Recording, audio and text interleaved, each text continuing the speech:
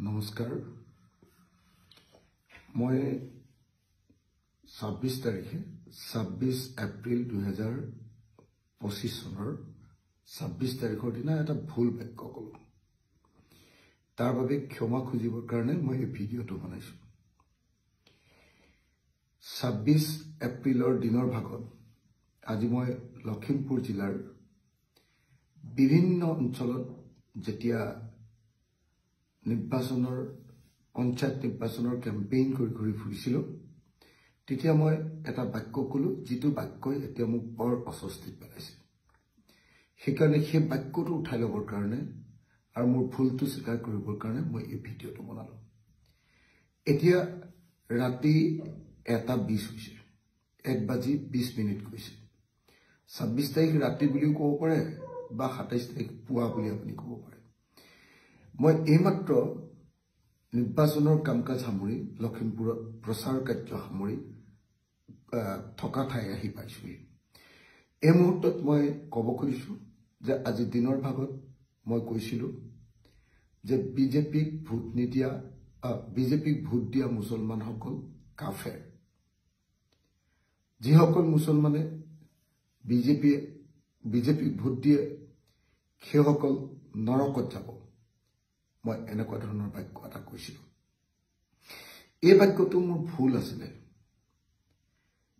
এতিয়া মোৰ সকলো বন্ধু মহল আৰু মোৰ দলীয় সতীৰ্থসকলে মোক এনে এটা বাক্য কোৱাৰ কাৰণে সমালোচনা কৈছে যে মোৰ নিচিনা এজন যুক্তিবাদী আৰু প্ৰগতিশীল মানুহে এনেকুৱা এটা তৰল এনেকুৱা এটা ধৰ্মীয় সেন্টিমেন্ট থকা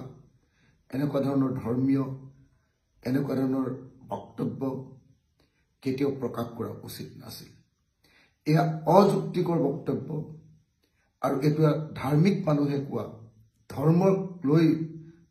ধৰ্মভীৰু মানুহে কোৱা কথাৰ বাহিৰে আন একো নহয় বুলি মোক প্ৰত্যেকজন মোৰ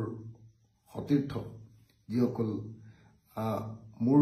আদৰ্শগতভাৱে ভাল পায় সেইসকলে মোক সকলোৱে সমালোচনা কৰিছে সেইকাৰণে এই মুহূৰ্তত মই সমগ্ৰ অসমবাসী ৰাইজৰ ওচৰত ক্ষমা বিচাৰিছো যে মই এটা ভুল বাক্য কৈছিলো যিটো ভুল বাক্য মোৰ মুখেদি ওলোৱাটো উচিত নাছিল মই কৈছিলো যে যিসকল মুছলমান লোকে বিজেপিক ভোট দিয়ে সেইসকল কাফেৰ সেইসকল নৰকলৈ যাব এনেকুৱা ধৰণৰ আল্লাহ তেওঁলোকক শাস্তি দিব এনেকুৱা ধৰণৰ বক্তব্য এটা প্ৰকাশ কৰিছিলো মই একজেক্ট বাক্যটো ক'ব নোৱাৰিব পাৰো কিন্তু এনেকুৱা ধৰণৰ বাক্য এটা প্ৰকাশ কৰিছিল আসলতে গোটেই দিন ৰাত যোৱা কিছুদিন ধৰি একেৰাহে প্ৰচাৰ চলাই থকাৰ কাৰণে মই যথেষ্ট এনেকুৱা ধৰণৰ প্ৰত্যেক দিনাই 20-25খন মিটিঙত এনেকৈ ভাষণ দি থকাৰ কাৰণে আকস্মিকভাৱে চিন্তা নকৰাকৈ এনেকুৱা ভুল বাক্য এটা কৈ পেলালো সেইকাৰণে সকলো ৰাইজে মোক ক্ষমা কৰিব আৰু মোৰ সতীৰ্থ যিসকল বন্ধু দলৰ যিসকল সতীৰ্থ যিসকলে এই বাক্যটো কোৱাৰ কাৰণে মোক বেয়া পাইছে মই অযুক্তিকৰ কথা কৈছো বুলি কৈছে মই ধৰ্মীয় চিন্তাৰ কথা কৈছো বুলি কৈছে মই প্ৰগতিশীল চিন্তাৰ পৰা আঁতৰি গৈছো বুলি যিসকলে কৈছে মই তেখেতসকলৰ ওচৰত ক'ব কৈছো যে মই নিশ্চৰ্তভাৱে ক্ষমা প্ৰাৰ্থনা বিচাৰিছো মোৰ ভুল হৈছে মই এনেকুৱা বাক্য কোৱা উচিত নাছিল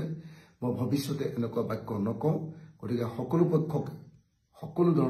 ৰাইজকে মোৰ এনেকুৱা ভুল বাক্যৰ কাৰণে ক্ষমা বিচাৰিছো আৰু মোক ক্ষমা কৰি দিবৰ কাৰণে আপোনালোকক আহ্বান জনাইছো ধন্যবাদ জয় অসম